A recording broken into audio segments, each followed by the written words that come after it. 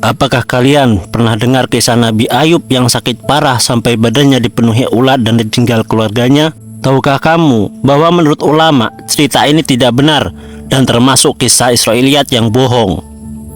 Di video ini kita akan bedah tuntas bagaimana membedakan kisah yang bisa diimani dan yang harus kita ingkari.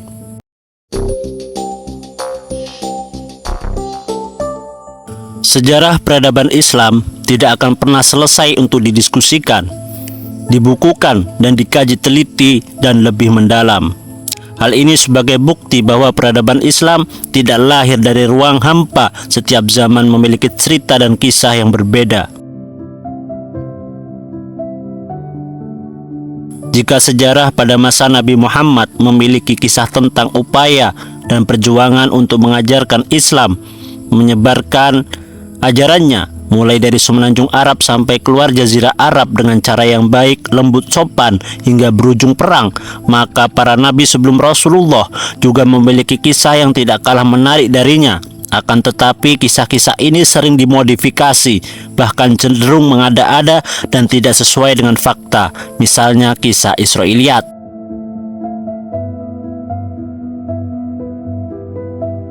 Kisah Israiliyat menjadi salah satu kisah para nabi di masa lampau yang terjadi sebelum diutusnya Nabi Muhammad, dan beberapa di antaranya sudah dimodifikasi oleh sebagian orang. Kisah ini sebenarnya dinisbatkan kepada Bani Israel, akan tetapi pada akhirnya menyebar dengan sangat pesat dari mulut ke mulut hingga banyak yang diyakini oleh orang-orang.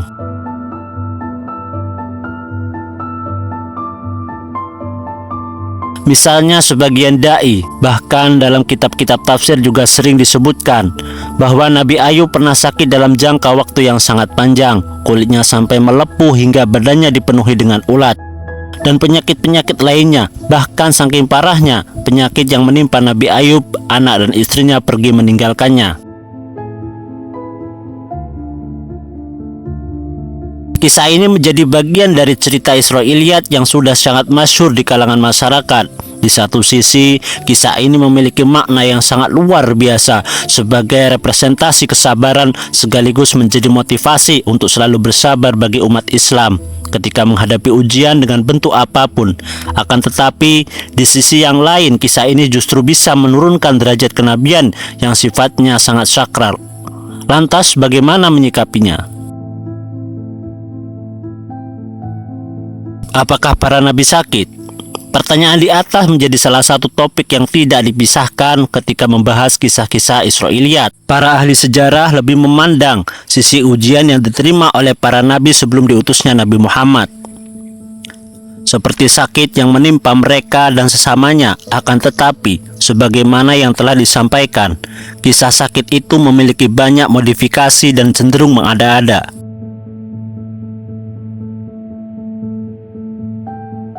Sebelum membahas lebih mendalam, ada poin penting yang perlu diketahui dalam membahas masalah ini, bahwa para nabi adalah manusia biasa yang juga bisa merasakan apa yang dirasakan manusia pada umumnya. Mereka bisa sakit, lapar, kenyang, dahaga, tertawa, menangis, dan semacamnya.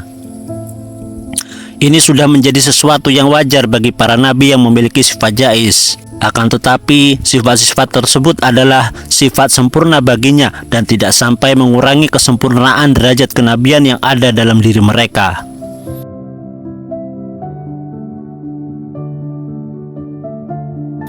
Oleh karenanya, tidak heran jika dalam catatan sejarah ada beberapa nabi yang oleh Allah diberi ujian dengan sakit dan lainnya. Akan tetapi, jika sakit yang mereka rasakan sampai menjadi penyebab dijauhi oleh umat, maka hal ini merupakan cerita-cerita batil yang tidak pernah terjadi pada para nabi.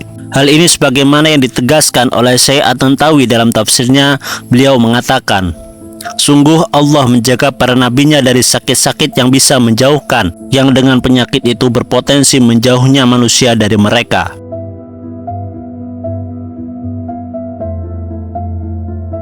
Oleh karenanya, sebagai umat Islam, kita juga meyakini bahwa para nabi juga merasakan sakit, sebagaimana manusia pada umumnya.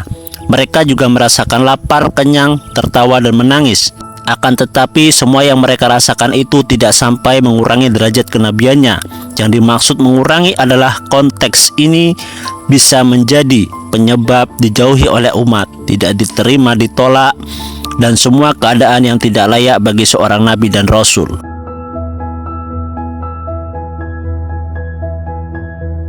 Sebagaimana ditulis di atas, kisah-kisah Israiliyat terus berkembang dan semakin pesat. Banyaknya para kusos atau tukang cerita yang mampu menyampaikan keanehan-keanehan dengan beragam cara dalam menyampaikan kisah itu, sehingga masyarakat banyak percaya dan bahkan meyakini semua kisah itu.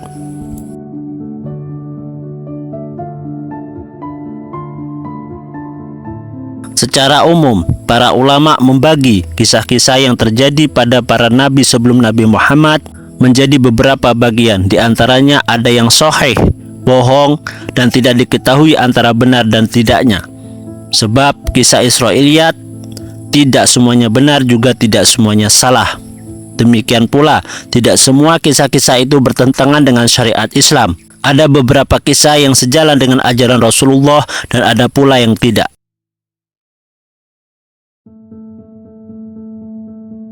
Syekh Muhammad bin Su'alim Abu Syuhbah dalam kitab tafsirnya membagi kisah-kisah Israiliyat menjadi 3 bagian.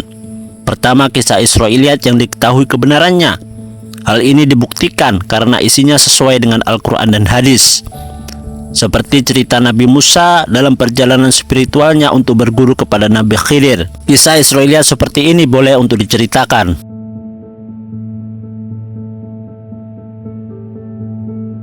Kedua, cerita yang diketahui kebohongannya.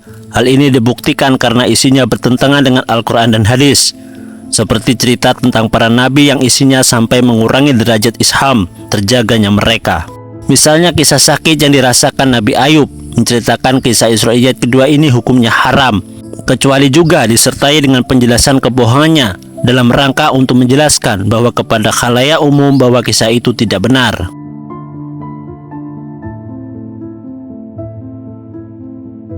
Ketiga, cerita yang tidak diketahui benar dan tidaknya. Dalam hal ini kita tidak mengimani dan tidak pula mengingkari, sebab ada kemungkinan benar dan ada pula kemungkinan salah.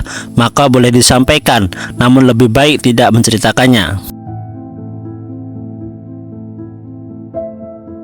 Para nabi juga manusia, sebagaimana manusia pada umumnya. Apa yang dirasakan oleh manusia biasa juga dirasakan oleh para nabi.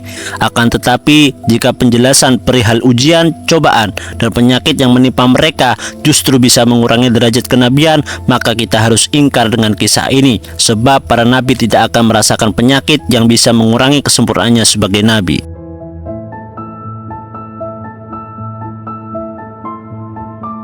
Sebelum ajaran Islam datang, yang ditandai dengan diutusnya Nabi Muhammad SAW, kemudian menerima Al-Quran sebagai mukjizat sekaligus pedoman dalam menjelaskan syariat-syariat Islam. Jauh sebelum itu, sudah ada 3 kitab samawi yang Allah turunkan kepada para nabi sebelum Rasulullah.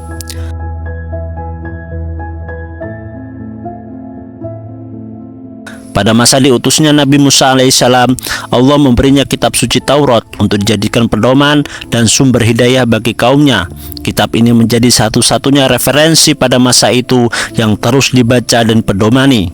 Ini terus berlanjut hingga sampai pada masa Nabi Daud alaihissalam. Sebab pada masa itu Allah memberinya kitab Zabur yang tujuannya tidak jauh berbeda dengan kitab yang diterima Nabi Musa.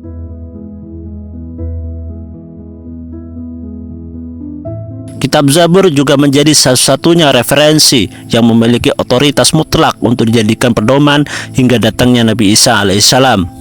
Pada masa kenabian Isa, Allah memberinya kitab suci Injil yang tujuannya juga sama dengan 2 kitab sebelumnya, yaitu sebagai pedoman dalam beragama dan sumber hidayah.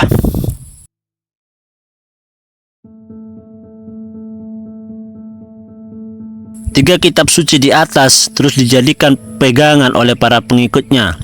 Akan tetapi seiring berjalannya waktu, tidak sedikit dari mereka yang berani memodifikasi 3 kitab suci ini hanya untuk kepentingan duniawi saja, sebagaimana firman Allah, yang artinya, maka celakalah orang-orang yang menulis kitab dengan tangan mereka sendiri, kemudian berkata, ini dari Allah dengan maksud untuk menjualnya dengan harga murah.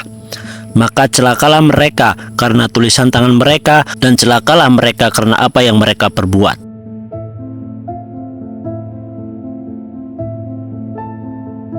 Menurut Syekh Wahab bin Mustafa Az-Zuhaili, ayat ini dengan tegas menyatakan bahwa mengubah kitab-kitab suci Taurat, Zabur, Injil sangat haram. Selain itu, ayat ini juga mengisahkan ulama-ulama Yahudi pada masa Nabi Musa yang berani merubah kitab Taurat. Misalnya, yang awalnya haram dirubah menjadi halal, yang halal menjadi haram. Hal ini mereka lakukan tidak lain selain untuk kepentingan duniawi saja.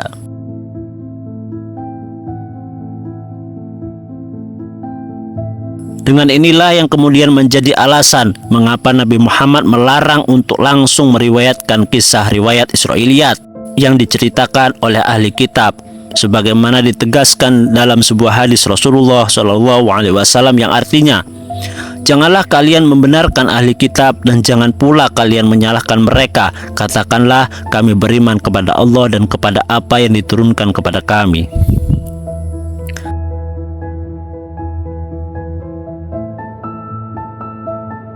Hadis di atas menjadi sebuah representasi mutlak untuk menghindari kesalahan-kesalahan dalam menceritakan kisah para nabi sebelum Nabi Muhammad. Selain itu, hadis ini untuk menjadi alternatif agar terhindar dari kesalahan riwayat, bahwa jalan terbaiknya adalah tidak berkomentar tentang kisah-kisah yang disampaikan ahli kitab, memilih diam, dan mengatakan bahwa kita hanya iman kepada Allah dan apa yang turun darinya.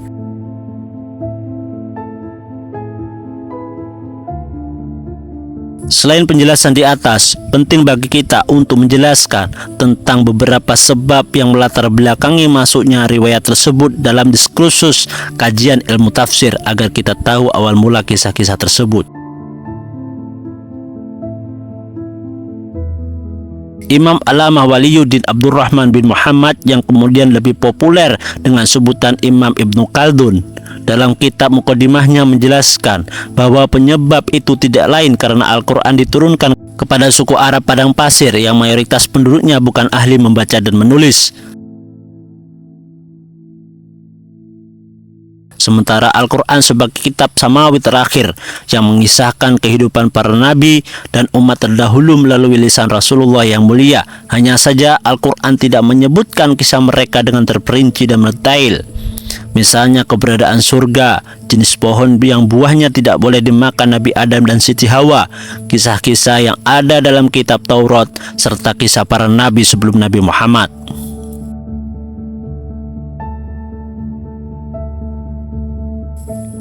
Menurut Imam Ibnu Khaldun, keadaan seperti itu secara alami membuat para sahabat, misalnya Ibnu Abbas dan Abu Hurairah, memiliki keinginan yang sangat tinggi untuk tahu lebih mendalam tentang kisah-kisah yang diceritakan dalam Al-Quran tentang Israiliyat tersebut.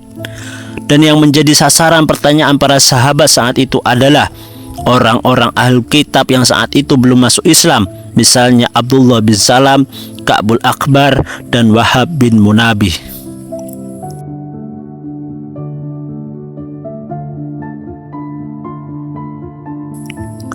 Kendati pun cerita itu dari orang-orang yang mulanya menjadi ahli kitab, para sahabat tidak langsung menerima kisah-kisah dan isi kitab Taurat yang mereka sampaikan.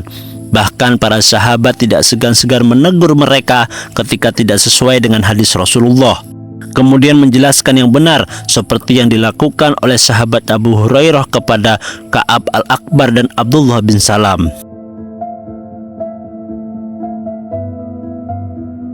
Hal ini para sahabat lakukan tidak lain selain bentuk kehati-hatian mereka dalam menerima kabar-kabar umat terdahulu, sebagaimana hadis riwayat Abu Hurairah di atas, bahwa Nabi Muhammad tidak sepenuhnya membenarkan, tidak pula menolak secara keseluruhan kisah-kisah yang sesuai dengan wahyu yang disampaikan oleh Rasulullah. Mereka terima dan tidak ditolak sedikit pun. Begitu juga kisah yang tidak sesuai dengan apa yang disampaikan Rasulullah, mereka tolak.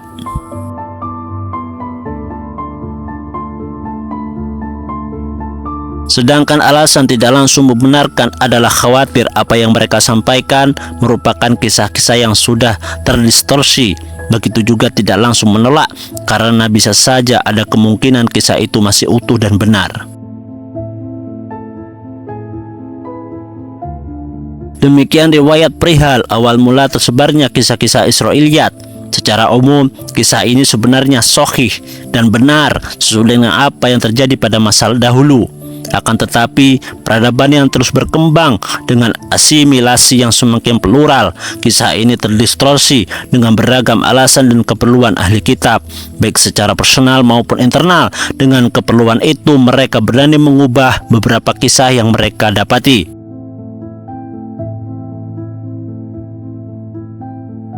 Dengan alasan inilah Rasulullah dan para sahabat tidak langsung membenarkan apa yang mereka sampaikan.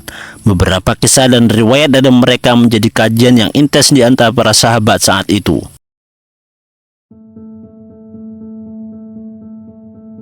Apakah ada kisah Israiliyat lain yang pernah Anda dengar? Tulis di kolom komentar di bawah, mari kita diskusikan bersama kebenarannya. Jika Anda merasa video ini bermanfaat, jangan lupa like, share ke saudara atau grup WhatsApp Anda agar lebih banyak orang yang bijak dalam menyikapi riwayat seperti ini. Klik tombol subscribe dan nyalakan bel notifikasi, karena di video selanjutnya kita akan mengupas lebih dalam contoh-contoh Israiliyat dalam kitab tafsir populer. Wallahu a'lam.